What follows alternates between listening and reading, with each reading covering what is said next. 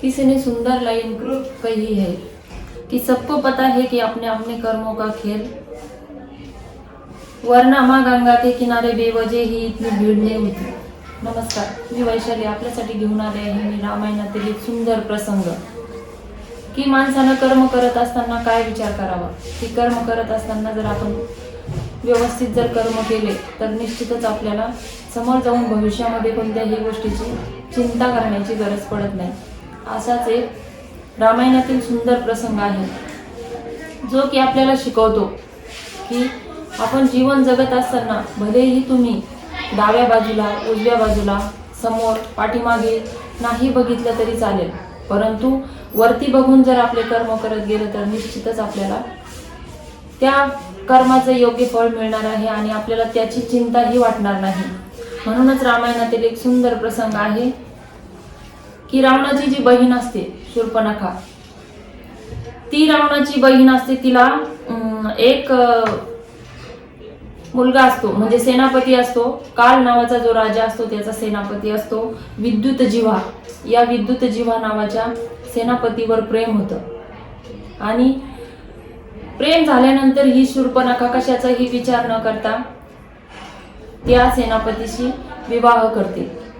अर्थातच त्यांचा विवाह झाल्यानंतर त्यांचा संसार अगदी छान चाललेला असतो, परंतु रावणाला पाहिजे असतं सर्व जी सृष्टी आहे त्या सृष्टीवर रावणाला आधिपत्य गाजवायचं असतं.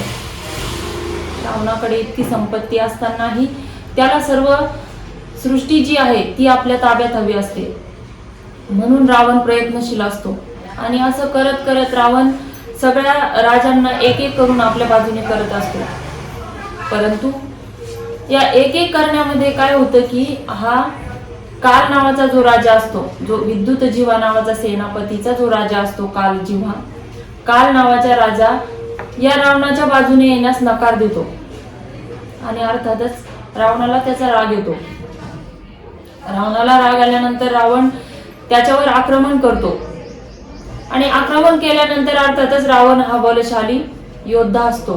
त्यापुढे तो काल नावाचा राजा हार मानतो आणि हा रावण त्याचा वध करून टाकतो. त्याचा वध झाल्यानंतर जेव्हा शूर्पणखेला ही बातमी मिळते तेव्हा तिला अतिशय दुःख होतं.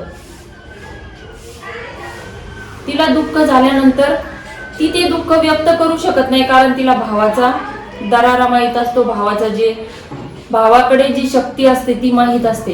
म्हणून ती काही न बोलता मनोमन आपल्या भावाला म्हणजेच रावणाला शाप देते की तू जसं माझ्या पतीला माझ्यापासून हिरावून घेतलं तसाच तुझा एक दिवस मृत्यू होईल आणि तुला मृत्यूला सामोरं जावं लागेल.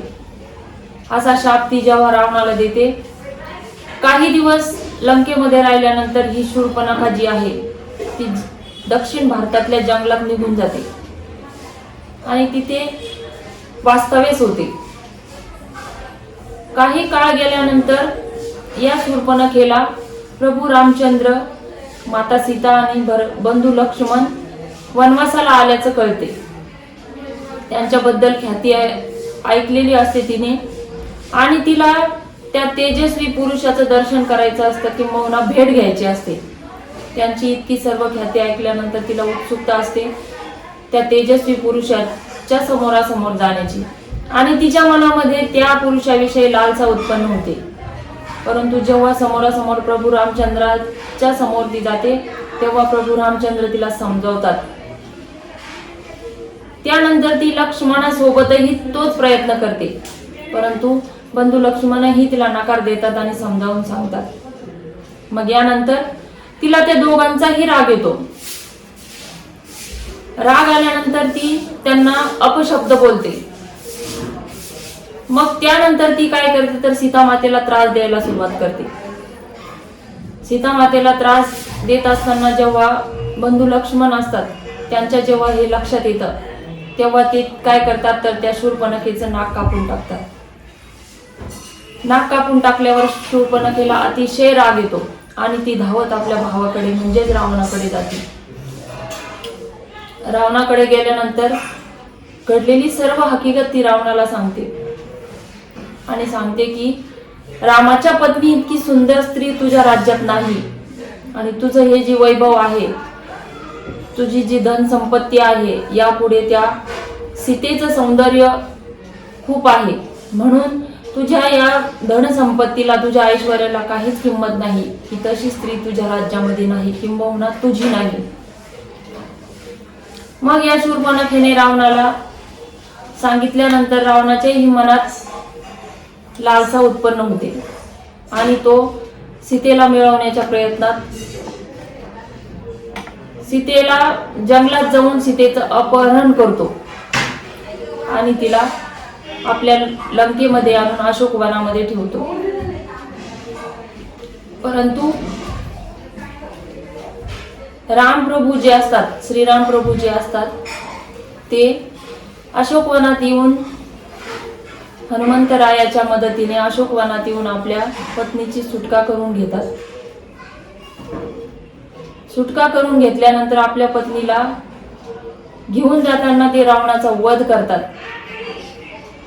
आणि रावणाचा वध केल्यानंतर जो शूर्पणखेने आपल्या भावाला जो शाप दिलेला असतो तो पूर्ण होतो. या गोष्टीतून इतकंच घ्यायचं आहे की आपण जे कर्म करतो ते कर्म आपल्याला समोर जाऊन भोगायचं आहे. म्हणून आपण जेव्हा कर्म करत असतो तेव्हा डाव्या बाजूला, उजव्या बाजूला, समोर, पाठीमागे नाही बघितलं तरी चालेल, परंतु वरती जरूर बघा. इतकंच या गोष्टीतून आपल्याला शिकता येईल.